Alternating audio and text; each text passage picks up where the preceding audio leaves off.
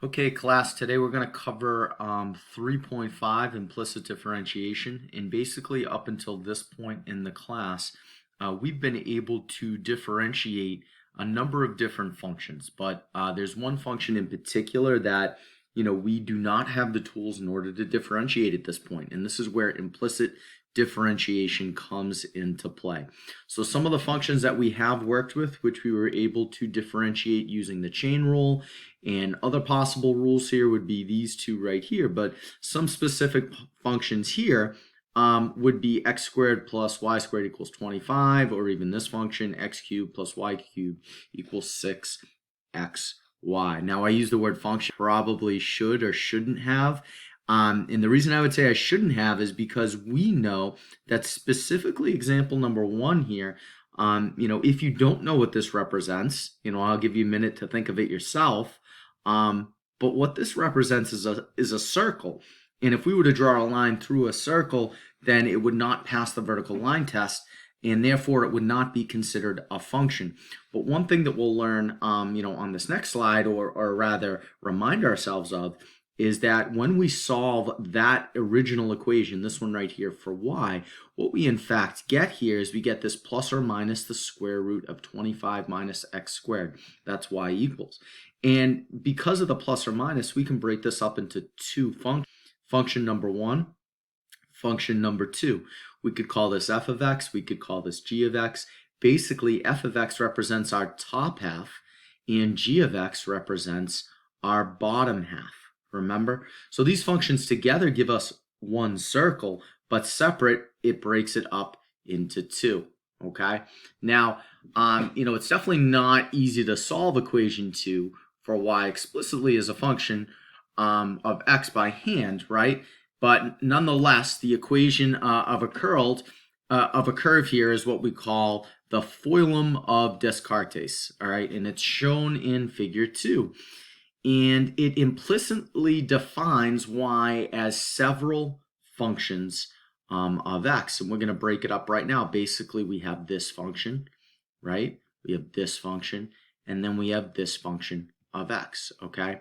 When we say that f is a function defined implicitly by equation 2, we mean that the equation, right, x cubed plus f of x cubed equals 6x f of x. Now, this is, question number 2 here, is true for all values of x in the domain of f, okay?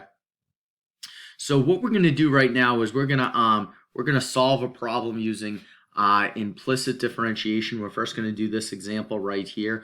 So our goal here is if x squared plus y squared equals 25, find dy dx.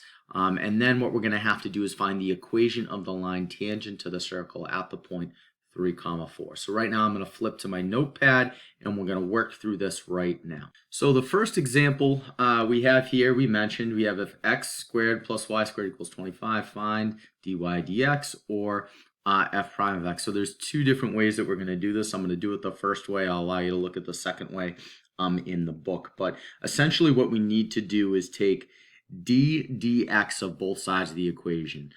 Essentially what we're doing here is we're finding the derivative with respect to x of both sides of this equation here. So dx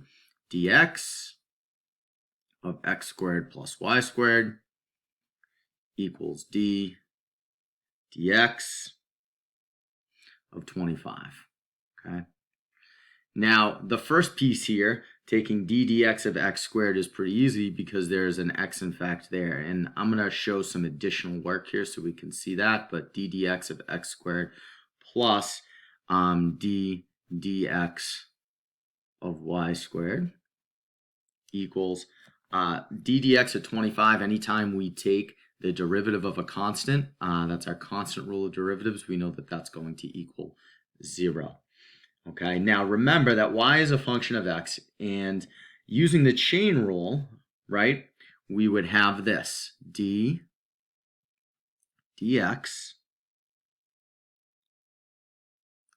of y squared, okay, is going to equal dy of y squared of dy dx, Okay, now watch what happens here. If we were to do a simple division, the dy's divide out, and all we end up getting is the d dx. So I really didn't change anything here. But then what that's going to equal is 2y dy dx. Okay? And then if we were to differentiate this, all this means is we bring the 2 down in front and we subtract 1. So over here, I am going to have 2x plus 2y dy dx equals 0. All right.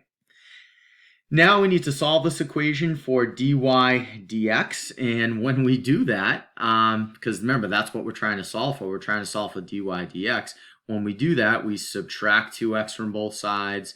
We then divide both sides by 2y, and what we're going to have here, we're going to have dy dx equals negative 2x divided by 2y. Therefore, dy dx is going to equal negative x over y. Okay, so we've solved for dy dx. That would be part A. So now part B here tells us that at the point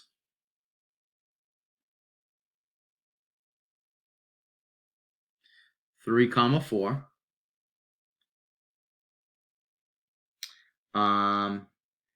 we have obviously x equaling 3 and y equaling 4. So we can say that dy dx simply equals, plugging these values in, negative 3/4. Okay, now if we remember correctly, what dy dx really equals, yes, it's the derivative, right? But we're also talking about, this is really just slope here. So basically they're telling us that the slope of our tangent line at the point 3, 0 is going to be negative 3/4.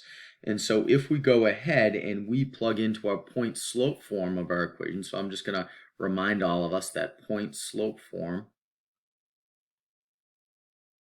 is this, right? So point slope form, I'll do a little arrow here, is going to be y minus k equals m times x minus h, right? That is point slope form.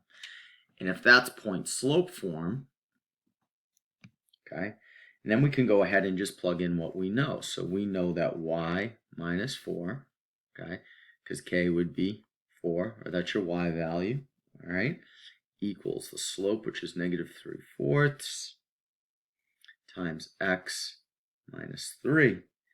We could leave it like that, or we could simplify it, and if we were to simplify it, we would get x cubed, 3x plus 4y equals 25. Okay, and that's our answer right here for part